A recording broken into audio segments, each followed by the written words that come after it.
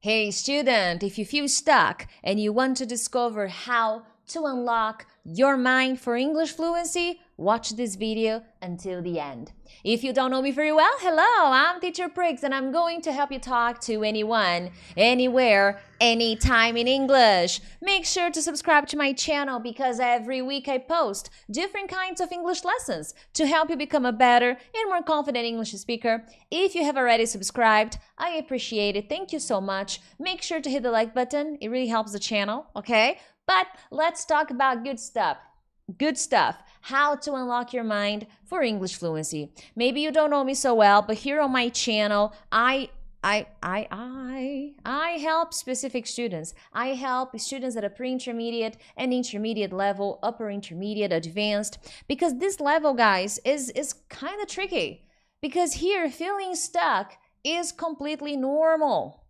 So you're not like an outsider, a stranger. Oh my God, am I the only one? This is just me. No, it's not. It's very common for students at this level to feel stuck.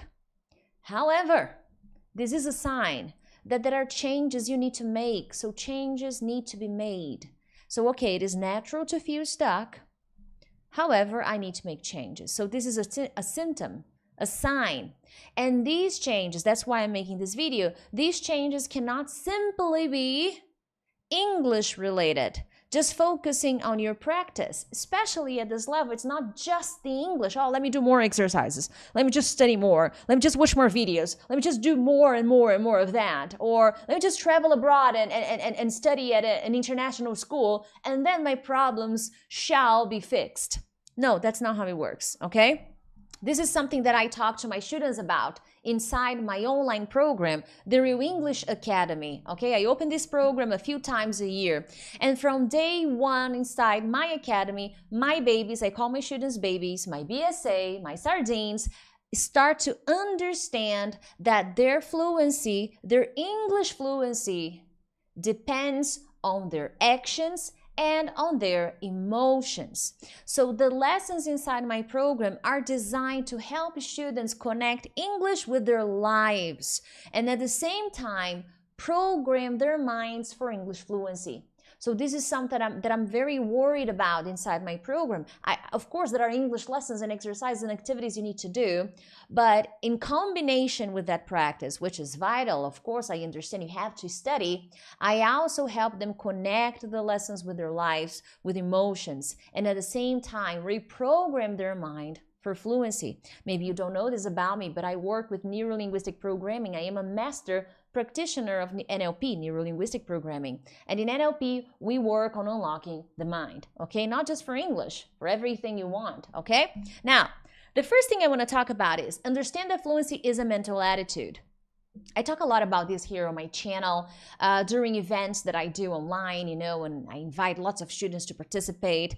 And fluency depends entirely on how you see yourself. Okay, how you see yourself, your beliefs, your belief system, what you believe. What you believe will determine how far you can go in life. And I'm not just talking about English, I'm talking about everything, okay? What you believe will determine how far you go in life, will determine the people you meet, will determine the things that happen to you, will determine the success you have, will determine everything that happens to you. Be careful about the beliefs you have, okay? And your habits, well, the actions, because as I said, it's not all right. Of course, you have to study. You have the emotions. You have to unlock the mind. It's a combination of factors. So your habits will also be a key determinant, a key factor on your journey to fluency if you want to unlock your mind for fluency. Now, let me get your attention to this point. If fluency starts in the mind, what are your beliefs and thoughts regarding English fluency? When I say fluency starts in the mind, you could take a lot of actions. You could live abroad. I have helped many students who live abroad. You could have a private teacher. You could go to school. You could even be in my online program, okay? But fluency starts here in the brain. Okay, and when I talk about the brain, I'm also talking about memories, emotions, okay, beliefs, the belief system, your thoughts. What are your thoughts? excuse me, what are your thoughts throughout the day? What do you think about? Are you excited for 5 minutes and then for the rest of the day, you complain about your fluency, you complain that it's too difficult, you complain that life is too hard, and it's not only English, okay? Because all your thoughts will influence, okay? They will influence, your results. So what do you constantly repeat to yourself? You know, what are you always repeating to yourself? When people talk about English, what is your immediate reaction? When you think about yourself speaking in English, what is your immediate reaction? When an opportunity knocks, hey, we would like to interview you for an opportunity, but it's in English. What is your immediate reaction? Oh man, damn it, I can't believe it. This is too hard. What is your immediate reaction? When I think of Italian, I'm like, yes, let's go. Let's do this. I like it. This is my reaction. Now, do I speak perfectly? Absolutely not. You know, I'm not telling you to be a liar and just start lying like I am fantastic, I am amazing, I am the best. That's not what I want for you to do, okay? But we gotta have a change in perception, because you have the power to become your biggest ally or your biggest enemy. So which one do you choose? Which one do you prefer? So how do you deal with your difficulties? How do you deal with listening? Do you always, whenever you have a chance, you say, oh, listening is just impossible. Listening is, no, forget it. Listening is just, I admit, I lost this battle, you know, never mind. Is that your attitude? Fluency starts in the mind. You're not going to unlock your mind for fluency. A negative mind will block your fluency no matter how hard you study. So if you're too negative, forget it. Let it go, let it go. You won't be fluent anymore. Let it go. You know, this is going to happen. How do you deal with mistakes? Of course, you can get upset and like, damn it, all right, let's do it next time. I'll do better next time. But if you dwell on the mistakes and you start going back to the past and you know, in a really negative way, you know, in a negative state, like, oh my God, this always happens to me. This is just awful, you know, I made this mistake. It's what a stupid mistake. I can't believe it. This always happens to me. Negative mind will block your fluency, and you can study for hours. You can study for 3, 4, 5 hours. You could have private teachers 3, 4, 5 times a week. You could go to another school internationally. You could study at Harvard like I did. Nothing is going to change if you don't start with the mind, okay? Now, my BSA have to work on their English and on their minds. These are some messages from my students. They have the lessons. Yes, of course you have to study English. Duh, yes, you have to study English and the rules and exceptions and vocabulary and reading, all of that. But you also have to work on the mind. And that's what I do with my students. Maybe you cannot read this, but I'm going to read it for you. There was one student that sent this message on the platform, and she said, teacher, the main subject is emotional intelligence and how it can impact our lives in the learning process. It shows us how we should control our emotions to be able to excel in life and how to relate with others. We also learn about the importance of emotional intelligence like self-awareness, self-control, empathy, relationships, skills, emotional control, and self-control, and how they can positively impact our learning process.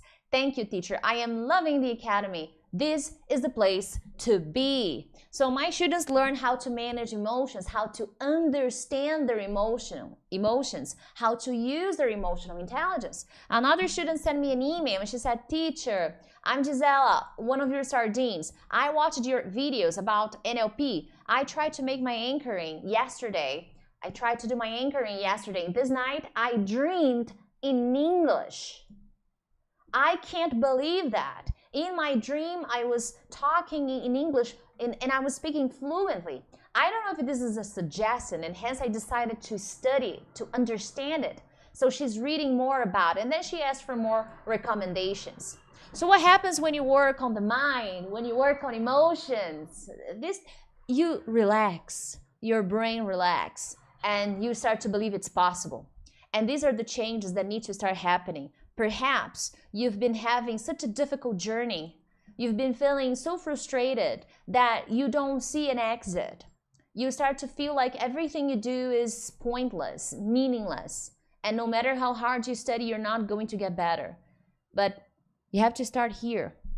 Simple exercises, a simple change in mindset, okay? So here one suggestion, you're not in my academy perhaps, so what can you do? Priscilla, I'm not in your academy, I'm not your student, I'm alone. Yeah, I understand. So what is one thing you can start doing? If fluency starts in the mind, let's start with your thoughts, daily thoughts. At this very moment, you could be thinking something. Oh my God, she's talking to me. I always say that. Oh man. Yeah, I could be talking to you. That's why I made this video. So instead of saying, I always forget, you start telling your brain to forget information. This is neuro-linguistic programming, you know? In NLP, we study the power of words. And words we constantly repeat become orders, become commands to the brain. So if you constantly repeat, I always forget, this is the software. This is the program you're installing in your mind. I always forget. I always forget. I never remember. It is impossible to understand. I always make mistakes. These are programs. These are instructions. So your mind will accept them as true and will always do them. I'm not saying that you have to be a hypocrite. My English is perfect. No, but you can be nicer with the language and be more careful about what you're always repeating. So instead of saying I always forget, maybe you forgot. It's true. We forget information. I'm not saying we don't. But next time you forget something in English, instead of venting in frustration, lashing out because you forgot, oh my goodness, I will remember next time. My program, I'm very good at this, okay? After I became a practitioner of NLP, I became extremely careful about what I say. I'm very intentional with my words. So I forget stuff, of course I do. I'm not a hypocrite, I'm not a computer. But every time I forget something, my immediate response is, I will remember next time. I forgot it. Yeah, I got it. I will remember next time. And I don't question, but what if next time I forget? No. I will remember next time. This is my software now. I forgot it. Okay, I'm human. I'll remember next time. I'll remember next time. I'm learning. I'll get better. I'll get the hang of it. You can decide what software to install in your mind. It just has to be a little bit more positive. So instead of saying, oh my God, I'm stupid, I can't learn this shit. I can't learn well.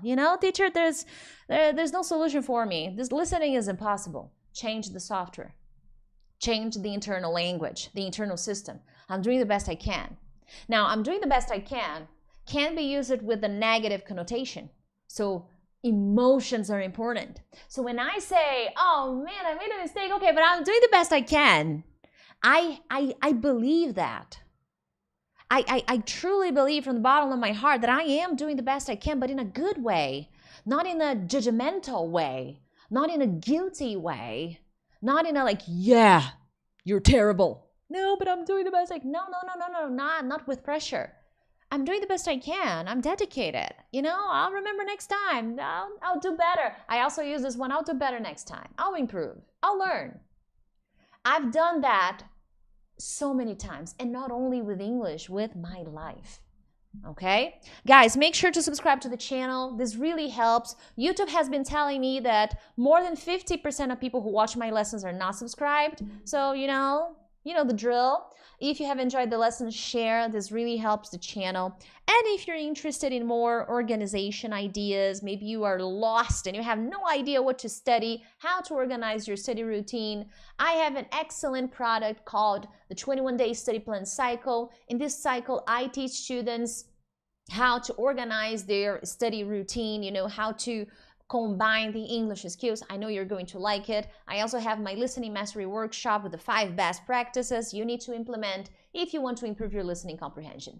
But links in the description. Let's keep rolling. Stop thinking of lessons, start thinking of life. You are at an intermediate level. There are lessons to study. Of course, I get that. You will need to study English. You will need to study verbs and conjugations and prepositions and conjunction and everything. You have to study all of that, okay? Don't get me wrong. Don't misunderstand what I'm saying. But stop thinking of fluency as just another lesson, but rather start thinking of life. And how do I do that with my students, for example? You're not just learning simple past. Oh, the rules of the regular verbs, the irregular verbs. No, don't just think of that as a lesson, but think of that as an opportunity for you to talk about your favorite childhood memory, to talk about a successful project at work, to talk about your last weekend, to talk about your first job, to talk about a memorable vacation, a vacation you, oh my God, in 2010, I had the best vacation of my life. Not true, but I had a wonderful vacation in 2010. I went to Disney for the first time. Yes. So it's not just simple past anymore. It's my life. It matters to me. So when you sit down to study the rules, of course, do all of that. But then connect with emotions. When you think about your life, you immediately access emotions, okay? And don't get me wrong, emotions can be sad. Of course, we feel sadness, we feel stress. They all happen. Maybe you can think about an important person you lost. Okay, it's your life, and life is made of ups and downs. We need to be able to describe them and express them in English. Your favorite childhood snack. Oh my God, your favorite childhood snack. That's amazing. Think about that and think about that in English. Oh, stop thinking of English lessons. Start thinking of life. You know? And what happens when you connect English with your life? Edward sent me an email. He's a BSA in my academy. He said, teacher, hi Priscilla, that's my name, okay? I'm also known as Teacher Prix. As I said yesterday in our group conversation classes, last week I had my first meeting in English only. The meeting was about 1 hour with colleagues from other countries, France, Morocco, Egypt, Mali, Ivory Coast, and I was able to understand what the meeting was about, and I was able to speak for my country. I'm very proud of my progress. I feel more confident about all things concerning English. Stop thinking about lesson, start thinking about life. Another student sent me an email, a message on Instagram. He's a BSA in my academy. And then he said, teacher, I have some news. Start spreading the news. And then he told me 1 week before Carnival in Salvador, he's from Bahia. And let me read a message because it's too small for me to read. Let me make it a little bigger. I met an Italian engineer. He was visiting my office and some customers in Bahia. I spent 2 days with him because it was necessary to introduce him to my customers. It was 2 days speaking in English with confidence. He explained a lot of things about flow equipment. So one more time, I need to thank you for your kind way to teach English. In these moments, we noticed we learned a lot of things. I'm very happy and proud of myself. The second thing is, my manager, after watching my job with the Italian engineer, invited me to attend a training session in Germany. More than a gift. This is what happens when you understand that English is more than a lesson. When you understand that you have to connect English with your mind and change your internal system, your speaking flows. It comes out of you, not perfectly. There are mistakes, but it flows more naturally. You unlock your mind, your biggest asset for fluency. Now, this is something that I also need to tell you that it's what I do with my students, and I'm going to give this tip because you can implement it in your practice, okay? Of course, I do this more closely with my BSA, my students in my academy, but you can do this on a regular basis whenever studying English.